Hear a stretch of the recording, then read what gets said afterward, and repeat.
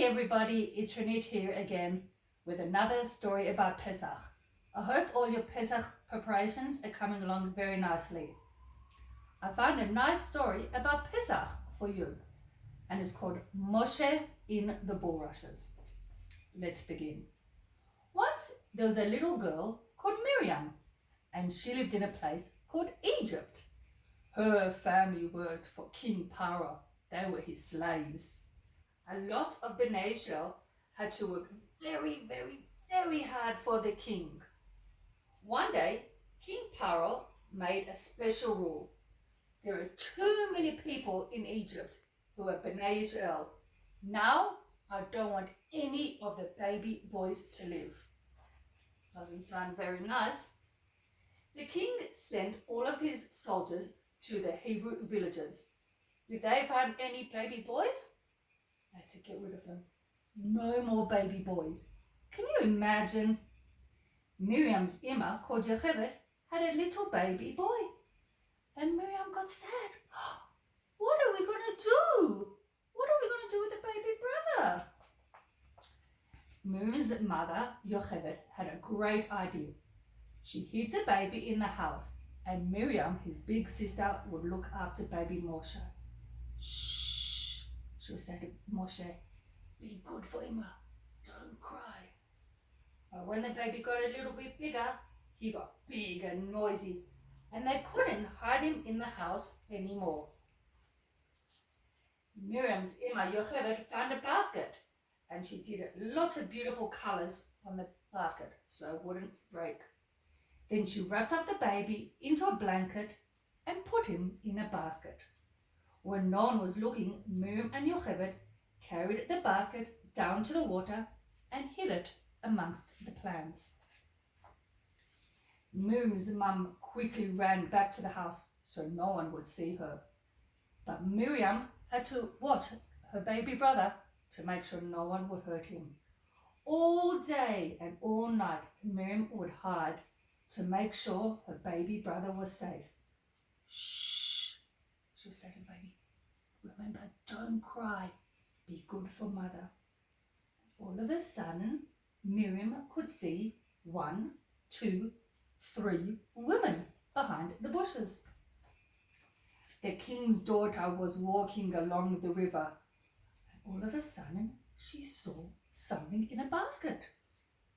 Bring me that basket, she said to her servants. The servants brought the little basket to the king's daughter, whose name was Batya. It floated like a little boat. Inside the basket, there was a little baby boy. It's a baby boy, she said. The king's daughter lifted the baby from the basket. The baby began to cry. Maybe he's one of the Jewish babies, said Batya. Poor little baby. Are you hungry? They said. All of a sudden, Miriam jumped up. Do you want me to give you someone to feed the baby and look after him for you? What a great idea, said Batya, the king's daughter. Miriam ran to find her Imma Yocheved, and they ran down to the water. And Paro's daughter Batya said, I will give you money. Your job is to feed the baby and look after him for me until he gets bigger. Paro's daughter Batya is now giving Moshe back to his real mummy Yocheved. Miriam and her Imma were very happy. They took the baby back home and looked after him until he was big enough to go to the palace. Batya was very happy. I'm going to look after him as if he was my own son. And I am going to call him Moshe. Why Moshe? Good question. Means I took him out of the water. Do you remember? That's where they found him. And that's the end. But I've got another story. Okay, this is the last story for today, because we've all got to get into more Pesach cleaning, right? Okay, let's do a story before we do that. Afikoman Mambo. Do you know what Afikoman is? You might find out in this story. Let's find out. Oh, lots of people at the Seder table. Every year at Pesach time, we love to eat our matzah. We love to drink the wine. We ask 4 questions, one by one. But before the Seder is finished, I have to find the afikoman. Did Abba put it under the rug? No. Is it under the couch? No. Is it in the cat's bowl? No. Is it in the clothes cupboard? I've got to find the afikoman. We also eat yummy, yummy charoset. We also dip the karpas in salty water. We also tell the story from the Haggadah of when we left Egypt. The maror makes my eyes get all watery. But when I find the afikoman, I'm the boss. Not Ima, not Abba, just me. Is that like that in your house? I've got to find the afikoman. Is it in my sock drawer? No. Is it under my bed? No. Is it in the cupboard? Can you see it? No.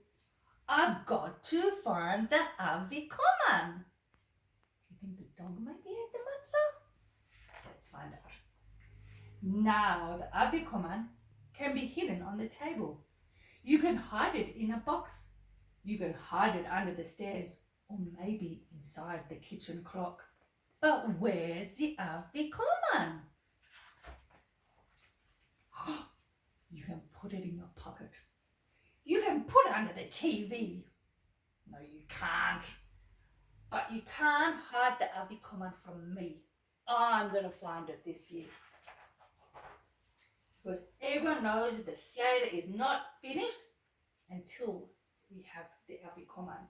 And when I find it, I am going to work out the special prize that I want. I'm going to find it. Maybe it's behind the curtains. I'm going to find it. Is it under the chair? I'm going to find it. I don't think it's under the pot plants. I've got to find the afikoman. Maybe it's under the kitchen sink. Where's your afikoman going to be this year? Nolly and I want to wish you again a Chag Sameach. We hope you have a really great Pesach Seder. And just a reminder, there'll be no Tfilat Yiladim this Shabbat. So we look forward to seeing you soon, whether it's on the WhatsApp, whether it's in true life. But Chag Sameach and lots of love from Nolly and myself.